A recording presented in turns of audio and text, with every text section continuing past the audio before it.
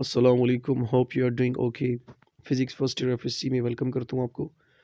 इसमें हमारे पास पहले 2 चैप्टर हमने डन कर लिए, मेजरमेंट्स और वेक्टर एंड इक्विलिब्रियम। और हमने चैप्टर नंबर 3 जिसका नेम हमारे पास है फोर्सेस एंड मोशन, ये हमने स्टार्ट किया हुआ था। और इस चैप्टर के हमने तकरीबन पहले 4 टॉपिक्स हमने कंप्लीट कर लिए। आज हम करेंगे ग्राफिकल एनालिसिस ऑफ मोशन जो कि है 3.5।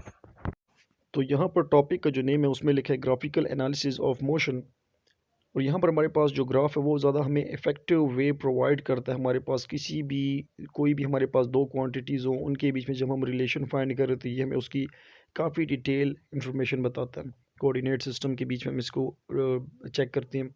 तो सबसे पहले हमारे पास मोशन के बीच में आता है डिस्प्लेसमेंट टाइम ग्राफ। तो ये चीज़ याद रखना कि हमारे पास डिस्प्लेसमेंट और टाइम के बीच में जो ग्राफ आता है वो हमें वेलोसिटी के बारे में बताता है, क्योंकि डिस्प्लेसमेंट हमारे पास वेक्टर क्वांटिटी है और टाइम हमारे पास है। तो इन दोनों को जब हम डिवाइड करते हैं तो हमारे पास आती है वेलोसिटी।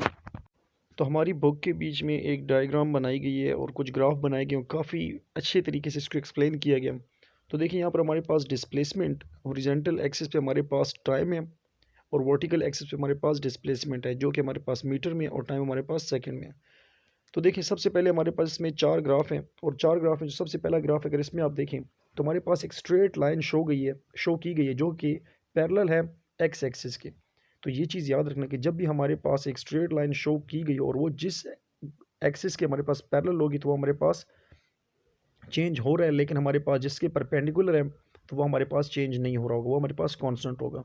तो यहाँ पे हमारे पास देखें कि ये हमारे पास टाइम गुजरने के साथ साथ डिस्प्लेसमेंट में चेंज नहीं आ रहा। मीन्स डैट हमारे पास एक बॉडी है, उसमें टाइम तो गुजर रहा है, 1 घंटा 2 घंटा गुजर रहा है, लेकिन वो अपनी पोजीशन चेंज नहीं कर रही। इसका मतलब यही हुआ कि वो बॉडी हमारे पास अपनी लोकेशन चेंज नहीं करी, वो हमारे पास रेस्ट पर है, मोशन में नहीं है। तो हम यहाँ पर सिंपल बोल सकते हैं जब हमारे पास एक बॉडी रेस्ट में है या मोशन में नहीं है तो आप बोल सकते हैं कि इसकी वेलोसिटी हमारे पास ज़ीरो है। क्यों? क्योंकि हमारे पास टाइम गुजरने के साथ साथ अपनी लोकेशन चेंज नहीं करी, अपनी डिस्प्लेसमेंट चेंज नहीं करी।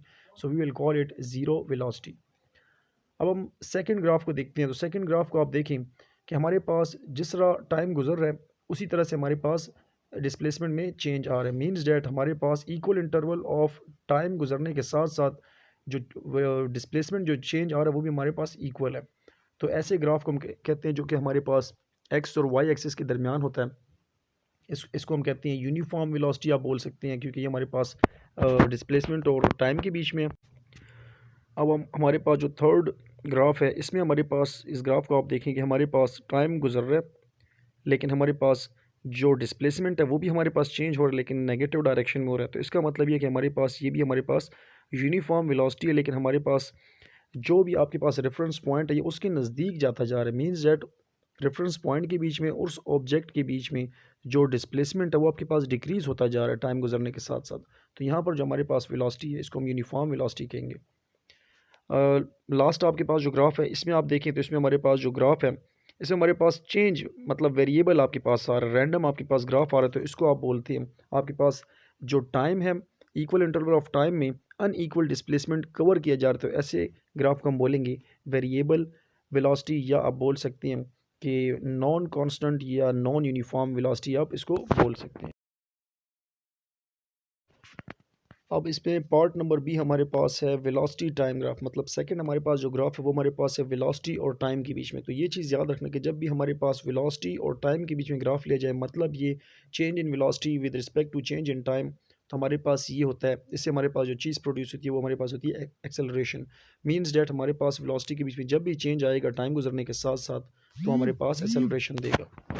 तो इसके ग्राफ्स हम देख लेते हैं कि इसमें हमारे पास किस किस टाइप के ग्राफ्स आते हैं। ग्राफ हम ले लेते हैं। यहाँ पर ग्राफ हमारे पास कार्टेशियन कोऑर्डिनेट है, उसमें हमारे पास 2 एक्सिस होते हैं। तो हॉरिजॉन्टल एक्सिस हमारे पास टाइम है जिसको हम सेकंड में ले रहे हैं, और वर्टिकल एक्सिस पे हमारे पास है वेलोसिटी जो कि है मीटर पर सेकंड में। तो देखिए हमारे पास वेलोसिटी टाइम ग्राफ है, ये हमें एक्सेलरेशन शो करता है। इसमें हमारे पास मुख्तलिफ तरीके से हमारे पास लाइन्स लगी हुई हैं। इसमें हमारे पास जो ए से बी तक का ग्राफ है वो आप देखें तो हमारे पास स्लोप ग्राफ है, वो हमारे पास ऊपर की तरफ जा रहा है। इसका मतलब ये है कि हमारे पास वेलोसिटी में चेंज हो रहा है। अगर आप देखें तो हमारे पास टाइम तो चेंज हो रहा है और साथ में वेलोसिटी भी चेंज होती जा रही है विद रिस्पेक्ट टू टाइम। तो जब भी हमारे पास वेलोसिटी में चेंज आता है टाइम गुजरने के साथ साथ और वो हमारे पास इंक्रीज़ होती जाए, देखिए वेलोसिटी हमारे पास इंक्रीज़ हो रही है, ए पे हमारे पास कम है वेलोसिटी, बी पर ज़्यादा है। तो इसका मतलब ये है कि हमारे पास वेलोसिटी में इंक्रीज़ हो रहा है। तो ए से लेके बी तक जो हमारे पास एक्सेलरेशन आई है वो हमारे पास पॉजिटिव एक्सेलरेशन आई है। अच्छा, तो अब हमारे पास ग्राफ है बी से सी तक। एक बॉडी ने बी से पॉइंट सी तक ट्रेवल किया और ये हमारे पास जो लाइन है ये हमारे पास है parallel to the time. Time से हमारे पास पैरेलल है, लेकिन हमारे पास ये परपेंडिकुलर है वेलोसिटी के। मतलब ये हुआ कि हमारे पास 10 सेकंड से लेके 20 सेकंड तक टाइम गुजरा है, 10 सेकंड इसके ऊपर गुजरे हैं, लेकिन इस बॉडी की जो वेलोसिटी है वो 20 ही रही है, ना ज़्यादा हुई है ना कम हुई है। तो इसका मतलब ये कि हमारे पास वेलोसिटी चेंज नहीं हुई। और जब भी वेलोसिटी हमारे पास कांस्टेंट रहती है तो इसका मतलब ये हुआ कि हमारे पास एक्सेलरेशन प्रोड्यूस नहीं होती। तो बी से सी तक हमारे पास एक्सेलरेशन प्रोड्यूस नहीं हुई। इसके बाद आप बोल सकते हैं, हाँ यहाँ पर आप बोल सकते हैं बी से सी में एक्सेलरेशन ज़ीरो है। अब हमारे पास पॉइंट सी से डी तक एक बॉडी ने ट्रैवल किया।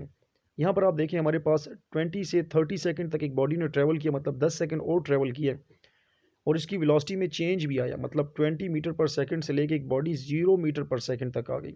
मतलब ये हुआ कि वेलोसिटी में तो चेंज आया टाइम गुजरने के साथ साथ, लेकिन ये जो चेंज आई है हमारे पास कम होती गई है वेलोसिटी। तो आप यहाँ पर बोल सकते हैं कि हमारे पास एक बॉडी स्पीड में थी और अब उसने आगे ब्रेक्स अप्लाई की और आखिर में हमारे पास उसकी वेलोसिटी क्या हो गई, ज़ीरो। मतलब ये हुआ कि हमारे पास यहाँ पर नेगेटिव एक्सेलरेशन आ रही है, जिसको हम डी एक्सेलरेशन भी बोलते हैं और रिटार्डेशन भी बोलते हैं। तो सी से डी तक हमारे पास नेगेटिव एक्सेलरेशन आ रही है। इसके बाद आपके पास है बॉडी डी से ई तक है और डी से ई तक अगर आप देखें तो हमारे पास 30 सेकंड से लेके 40 सेकंड तक गुजर गए और हमारे पास जो वेलोसिटी है वो ज़ीरो है, चेंज नहीं हुई। लेकिन अब यहाँ पर हमारे पास वेलोसिटी ज़ीरो है, मतलब ये हुआ कि हमारे पास बॉडी मोशन नहीं कर रही, रेस्ट पर है वो हमारे पास। तो आप सिंपल बोल सकते हैं कि हमारे पास यहाँ पर बॉडी रेस्ट पोजीशन पर खड़ी है। तो आज का टॉपिक हमारे पास था फिज़िक्स फर्स्ट एफएससी से चैप्टर नंबर 3 था और चैप्टर नंबर 3 का हमारे पास नेम था फोर्सेस एंड मोशन और इसका टॉपिक था टॉपिक नंबर 3.5 जिसका नेम था ग्राफिकल एनालिसिस ऑफ मोशन। इसमें हमने डिस्प्लेसमेंट टाइम ग्राफ मतलब वेलोसिटी के बारे में पढ़ा है और इसी तरीके से हमारे पास velocity time graph means that acceleration के जो हमारे पास ग्राफ आर थे उसके बारे में हमने डिटेल से स्टडी किया कि हमारे पास कौन कौन से ग्राफ किस टाइप के होते हैं, हमें क्या शो करते हैं।